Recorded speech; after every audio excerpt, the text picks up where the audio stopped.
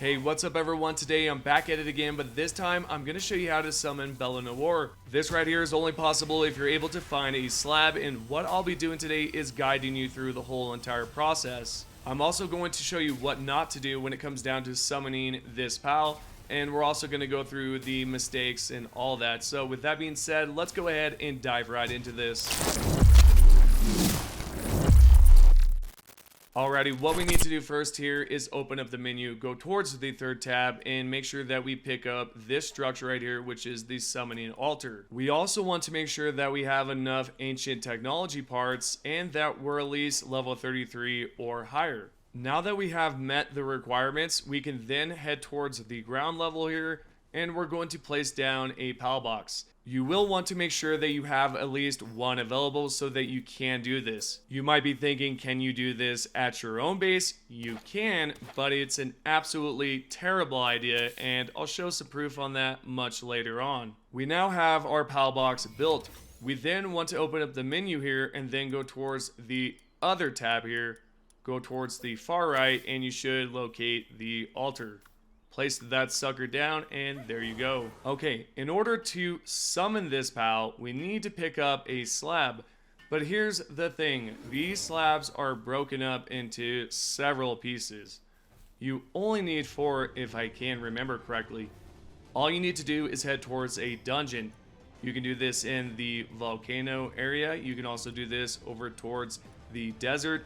And you can also do this in the snow biome as well. What I'll be showing you now is a glitch that you can use still, and if you would like to do this the proper way, then definitely feel free to do so.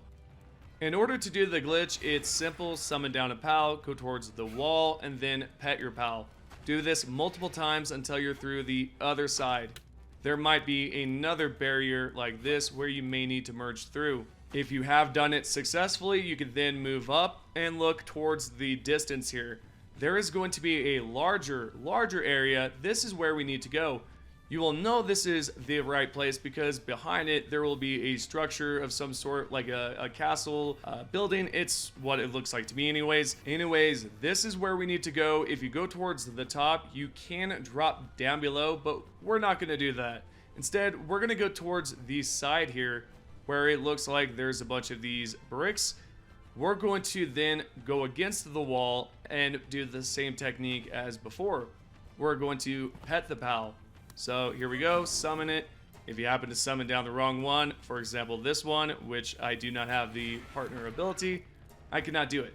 But I was able to do it because I summoned down the correct pal. Now feel free to open up the chest and you should see that you have received a slab on the left. It may have a name like Bellanoir, or it will have a different name, a different version of Bellanoir. Now as of right now, I do believe different dungeons and different biomes will give you different Bellanoirs, and there's only 2 versions. This right here, you will need to do this 4 times in order to craft 1 slab. And with that slab, you can then activate the summoning altar. Now, when it comes down to it, do not do it just yet because I would recommend grinding it out and grabbing another one just in case you do fail. Because the newest boss is no joke. She does not play around, and I mean, those attacks are deadly, and we'll get into what that looks like too. What you're going to see right here is my beautiful base being destroyed within a matter of seconds, all due to the boss. And the boss will disappear if your home base does get destroyed, so that's something to take note of. And also, if you believe 1 pal will do the job, you're wrong. It's not going to help. You will need a bunch of pals.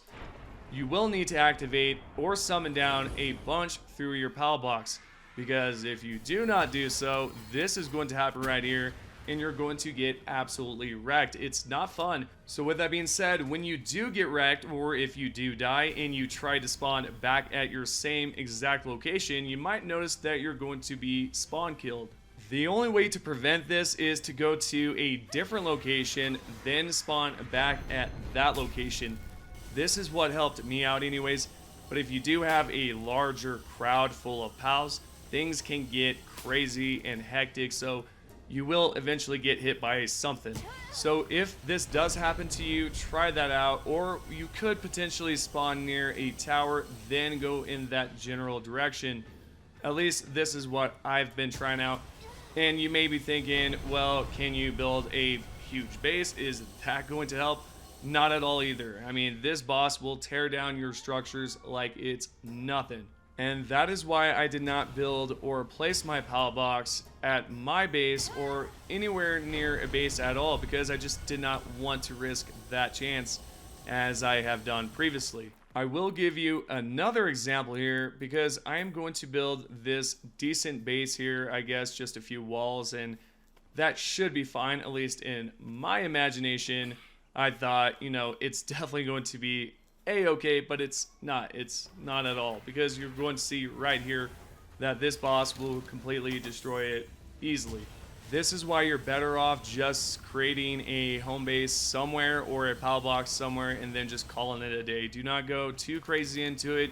You could build some defenses. You could potentially maybe, I don't know, somehow square it in. But I don't think that's going to happen because this boss can destroy structures so quick. It's ridiculous. But that is what makes this boss so enjoyable, because it's not easy. You can build a structure, it's not going to help.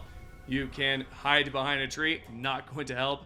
And so overall, you have to really push this boss hard and attack with a lot of power.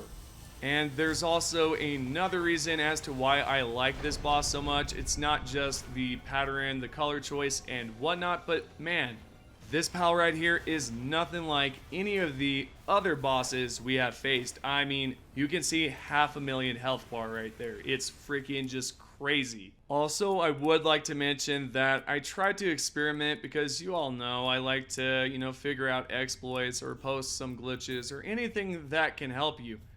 I tried to see if I could throw this new pal in a volcano. It turns out that she's actually immune, and on top of that, if you were to try to toss her off a cliff, that doesn't help either. I mean, you're kind of just screwed.